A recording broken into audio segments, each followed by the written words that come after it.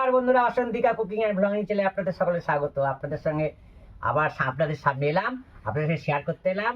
এই সকাল থেকে একটু কাজকর্ম করেছি, হাত পা ধুয়ে এবার খাওয়ার দাওয়া ভুরু করেছে। খোকার মা খাওয়া তৈরি করে রয়েছে। আমার প্রিয় খাবার এই দেখুন, 3টে থালায় বেড়ে নিয়েছি। আমার খুব প্রিয়, আমি শুধুই খেতে পারি। ছেলেও এটা প্রিয়, খেলে ভালো খায়। এটা সকলেই আমরা ভালো খাই। যাই হোক, এর সঙ্গে আর কি কি করেছে চলুন আপনাদের দেখিয়ে দিই। আর একটা জিনিস আমার প্রিয় জিনিস করেছে, সেটা খিচুড়ির জন্য না, আমি সবসময় প্রিয়। অর্থাৎ এটা খিচুড়িটা আমি শুধু শুধু খেতে পারি, কিন্তু তার সঙ্গে আর একটা প্রিয় জিনিস করেছে, এটা পাটালি গুঁড়ের চাটনি।